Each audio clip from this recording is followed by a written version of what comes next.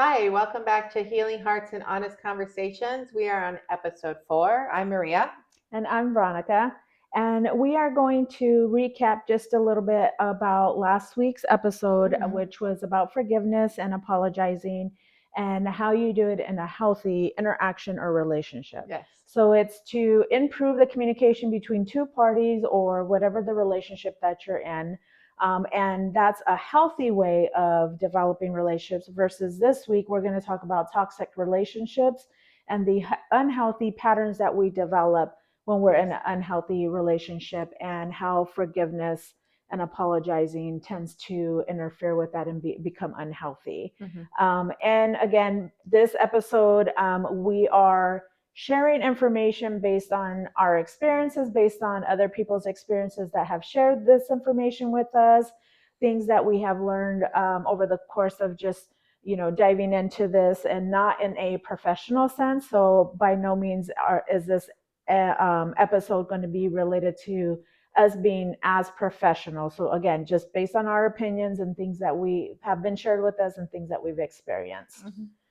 Maria? I just want to really kind of say that we don't promote unhealthy relationships or the apologizing or over apologizing and forgiveness that sometimes happens in unhealthy relationships. We're only talking about that in terms of healthy relationships, because sometimes it can become a detriment to us to be so forgiving and apologizing in an unhealthy relationship. So we want to talk about those patterns today when we talk about toxic relationships. Yeah. And sometimes what you people define as toxic can fall under what, psychology is saying. Trauma bonding is defined as trauma bonding. And so we might throw out that word trauma bonding, but we're also referring to toxic relationships. So again, overall topic is unhealthy relationships. And sometimes we hear people say on whether it's in our friend group or friends of friends or whatnot, or we see it on like videos or little shorts or whatnot, that people say, oh, I'm toxica, translating that in English for you, I'm toxic, whether it's female or male. Right. But sometimes you tend to hear it more on the female side, and they do it more as a kind of like a haha joke. Or you'll hear people say, oh, well, I'm crazy, whatever they define as crazy, and not necessarily like insane in terms of mental health. But in the beginning it might sound, oh, haha, I want to be with a crazy girl or a guy who's crazy, right? But defining what that is, and it might, to some, right, it might look cute, it might be attractive, but then when that's a pattern that is a continuous pattern, the novelty of it tends to wear off, and then we start to realize, like, oh, that doesn't make me so happy anymore. No. Right? Yes. Yeah. And I think like you said it best, I guess, or we read it, I can't remember, but that the toxic relationships we're talking about are ones where there is not based on respect. Right. So it's based on fear, anxiety, and those seem to be the focus of the relationship rather than mutual respect. Yeah. One of the things that we had talked about and that I've experienced in working with just females or adolescents is, if we bring up like bullying, right? There's always one who feels like they're the badass, right? And that might be even in adult friend groups or whatnot, right? And so they feel like, oh, I have this following, right? That respect me and will do, what I say. If I said, hey, we don't like this girl, then we all don't like this girl, right? We're all mean girls. We're all mean girls. And they can't sit with us. And so when we talked about that, is like, what's the difference between the alpha male or female, right? And in this situation, the girls wanted to be called alpha females instead of alpha males, right? So same thing of what I'm going to address, whether it's male or female, is that the perspective or perception, I should say, what we believe to be an alpha in the group, right, is that someone who's going to lead, right? Right. And when you have someone lead, just kind of think about like a wolf pack, right? They're going to have a leader, right? Where the wolf pack follows, the leader's going to ensure, Right. you know, certain things are done and whatever, safety of everybody. Right. Right. So, but in this situation, when it becomes a toxic relationship, is this person believes they're the alpha and they're being respected because they have so much to offer, right? But in this situation, in a toxic relationship, they're just being respected out of fear. So it's really not, or befriended as based on fear and not necessarily respected. So a good leader, healthy leader, right? And a leader, whoever is the leader in the relationship. So like, if it's a man and a woman or whatever, right? One of them is probably going to maybe lead. So if we're looking in like the traditional sense, like, you know, the man kind of helps, you know, supports the woman or whatever, however you want to see it. There's someone that's going to be doing some leading or that masculine side of them, right? But in a healthy way, or at least that's what we would like.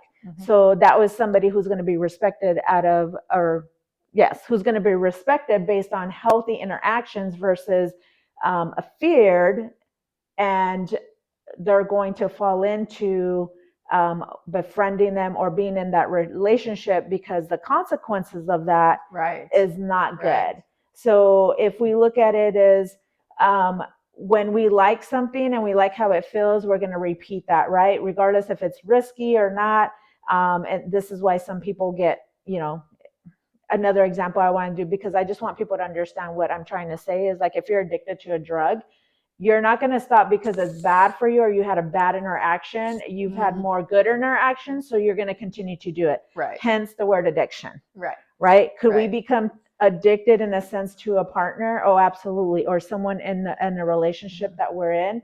Yes, because there are some things that we either like about that person or we are fearful of the consequence, because those consequences have been shown to us, have been we've been dealt the consequences over and over, that we know that if this happens, we're gonna go, we don't want that to happen again, right? So we're gonna conform, and it's not gonna be mutual respect. No.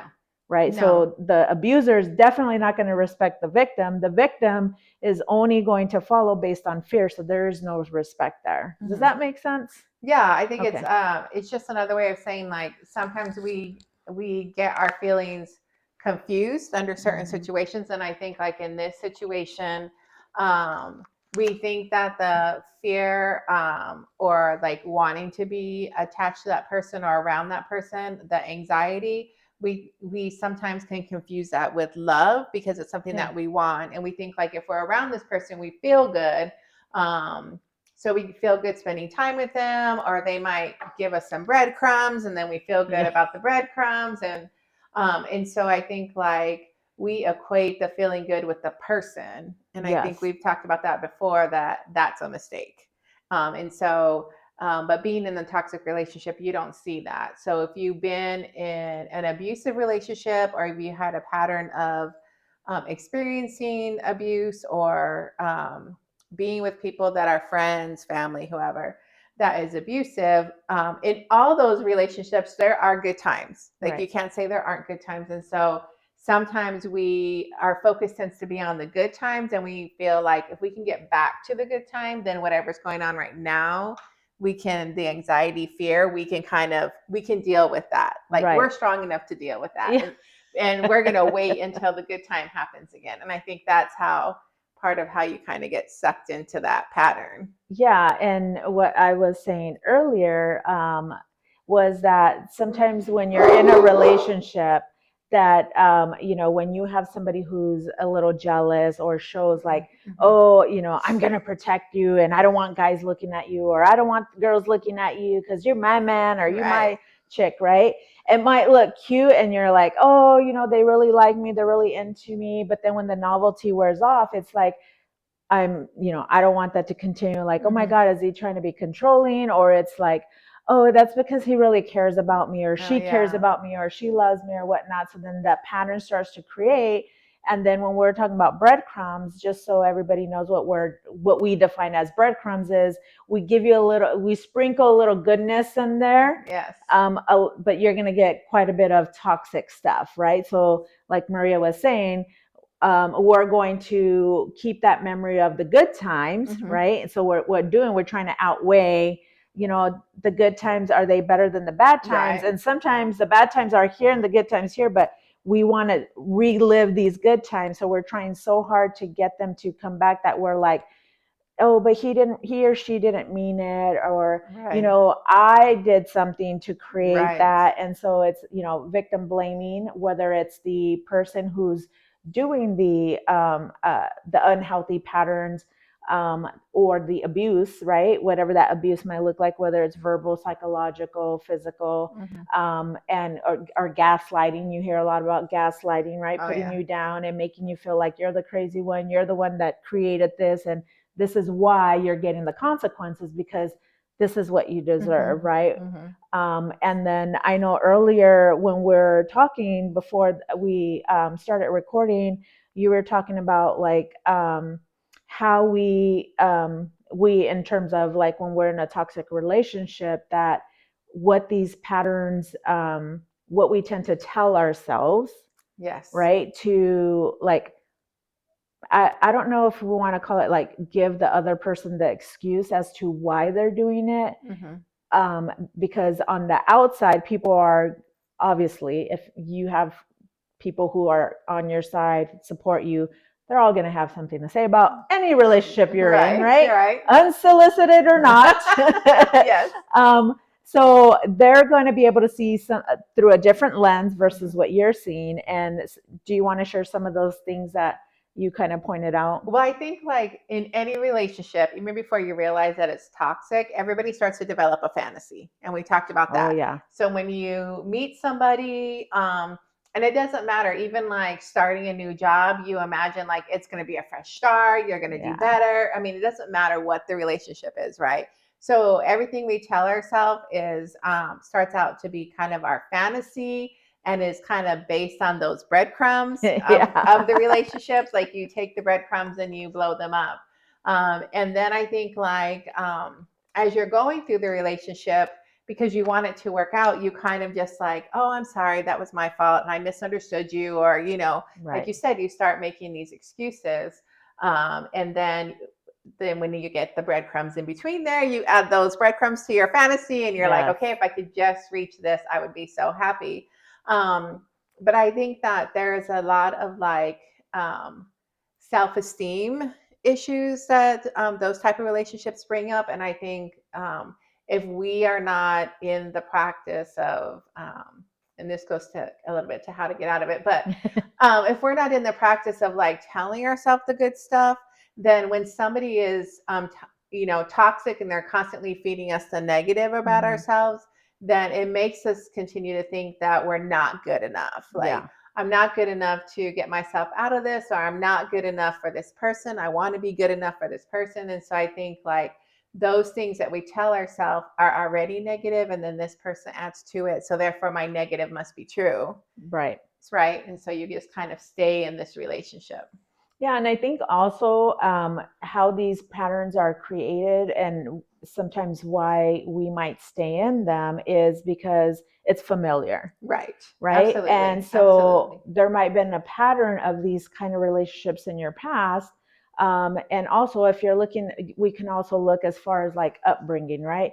What was our upbringing, or our caregivers or our parents, what were they modeling, right? So if this was something that they're modeling, that's kind of what we grew up as acceptable or normal, right? We're normalizing that behavior. So then in our own relationships, and I think we talked about this in one of the episodes, is if we haven't healed from those relationships, we're bringing that baggage with us. Yes. So we have all kinds of suitcases, right? Whether you want to put them in your Louis, your Gucci's, or whatever, but that's a whole lot of baggage coming with you, right? If there's unresolved, unhealed trauma that has been created. And then when we see someone doing it, sometimes we interpret that as they love us, they care for us. Right. But the reality is it's very harmful, right? Mm-hmm. Again, we're talking about like those unhealthy patterns of which a lot of it, like you were saying, is based on fear, control, right? The Control. other Mm-hmm. person, one person in the relationship is trying to control the other person, and there's a lot of intimidation and fear that's implemented little by little. And like we were saying, and you were saying, is there's in between that, there's little sprinkles of breadcrumbs, right? Right. Where there's a little bit of good times, and then there's those bad times, but then you're like, oh, but he or she had a bad day, and I'm going to go ahead and forgive them, right? Mm-hmm. So you're like, how many times are you going to forgive them until Right. when till you reach rock bottom, whatever that might be, or your Right. limit, right? Where like Right. enough is enough. And how do you break those patterns?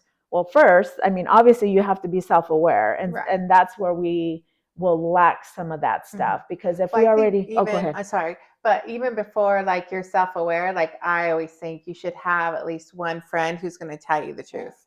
Yes. Because when you're in the relationship, and I always said this, like when you're in the relationship, it's like, they say you drop a frog in water and you slowly turn up the heat. They don't realize that the water's too hot, right? And so they don't jump out. Yeah. And I think that's kind of what happens in a toxic relationship in the beginning, because you're in the fantasy. You don't realize that the water is being turned up. And Yeah. so like as you are apologizing, forgiving, making excuses, isolating, you think you're doing what's best for the relationship, Yeah. but the water's being turned up. Yeah. And you just don't jump out. And you start to acclimate to that water. Yes, yes. So the only way, I would say like the only way to get out is to have at least one person in your group that when you say something, they're going to be like, okay, that sounds crazy.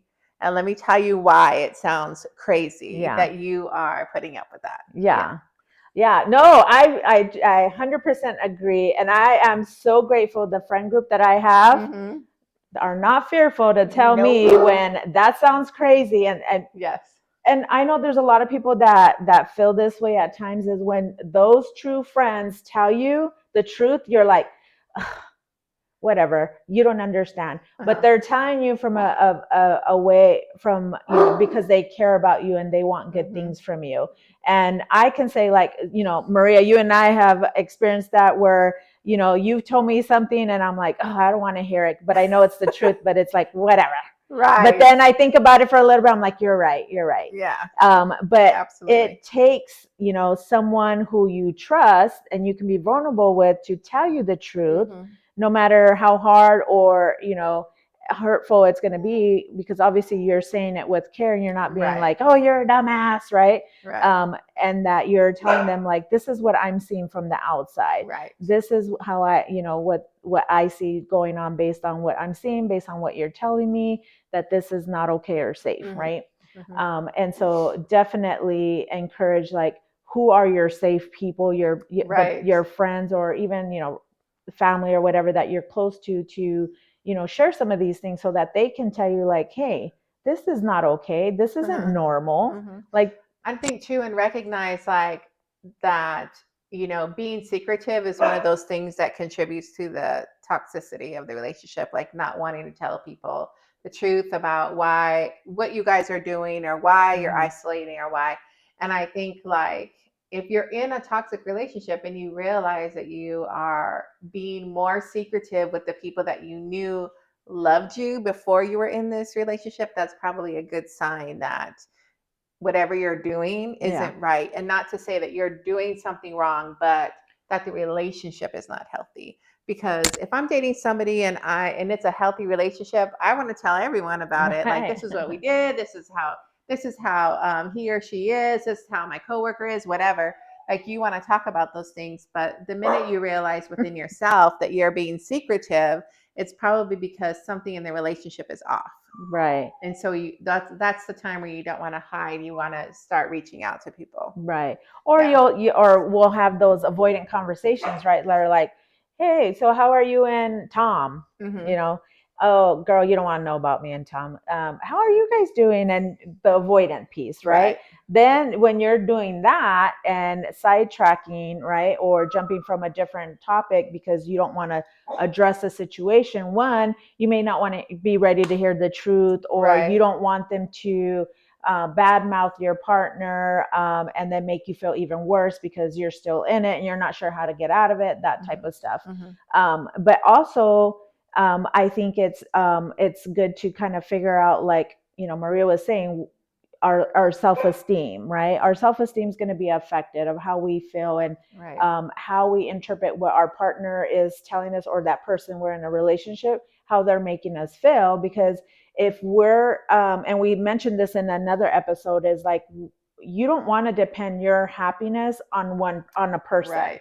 On, you want to be able to create happiness within yourself, and things that you can do on your Mhm. own. It's Mhm. great when you have a companion or a Mhm. partner that you can share and have happy moments, Right. but you don't want to make them your all happiness Right. and all, right? Mhm. And sometimes, like I think you were touching on, like, we tend to lose ourselves in these type of Yes. relationships. So, Yes. and then we start to miss, like, we get lonely, right? We start Mhm. to miss who we used to be. So, like, Mhm. if you were this assertive, like, badass, and accomplishing goals, and now you're seeing yourself not like that Mhm. anymore, like, it's good to kind of question, like, what in my life has changed, right? what's Right. what's the what's Right. the ones what's the trigger, what's the situation that I'm currently in that is keeping me stuck? Yeah. I think for me, just to share a little bit, like I think that self-talk did switch, like from I can do A and B and C to I can't do this, and I can't take care of my son, or I can't do, like, and the word can't became such a big part of my vocabulary, but it wasn't really what I believed, obviously, because I'm here now. But at the moment, Right. like I couldn't believe in anything else. I could just only believe that I could not get out, and I can't do this, and so I think like what we say to ourselves, like those words are so powerful. And although I don't want to blame anyone, like, oh, it's your fault you're in this Yeah. relationship, I don't think that at all. I think it's like I said, you got thrown into the hot water and didn't realize it got turned up. But I think too, like, you have to have those people around you because your self talk is so poor. Yeah. And then the worse you feel about yourself, the more you isolate. And then the more you isolate, then you're like, I really can't leave anybody because you're anxious and scared all the time. So it's just like it turns into this very vicious cycle. Yeah. Like you just can't see your way. You just can't see your way out. Yeah, no, absolutely. And one of the things I was thinking about, was, like, in the Latino culture, when, as I'm growing up, right, what I'm being taught, like, whatever the traditional values were, Mm-hmm. is that they don't want you to get divorced, Right. right? It's like divorce is, frowned upon, right? Right. So you're going to stick it out, right? Right. And my parents stuck it out, even though I wished that they would have got divorced, Yes. and Yeah. I would not have frowned upon that.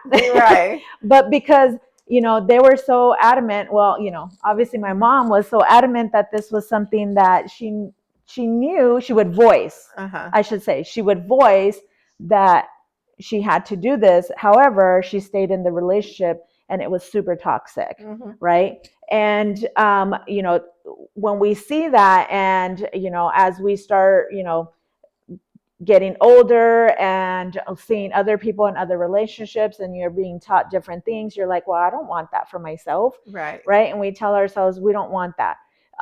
And so then we want to change those things, right? So Mm-hmm. we don't repeat a pattern, but then subconsciously we end up repeating some of those patterns, Right. right? Right. Until we figure it out. Because what attachment style, right? Or Mm-hmm. what kind of attachments did we develop during that time, when we're seeing other people or our caregivers, and however they were managing their relationship, right? Right. And so, now, people are getting divorced, and it's not something that's frowned upon. I mean, it's like, whatever your decision is to split Right. is your Right. decision.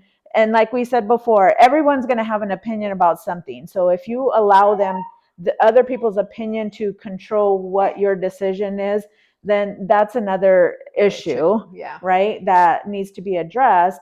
But also knowing that, sometimes in your culture, that might be something that is, if how deep you're in it, is like, are you going to follow the norms of the culture, Mm-hmm. or are you going to look at safety and Right. healthy, Right. what's healthy, what's safe, or just stick with it because that's what you have to do. Right.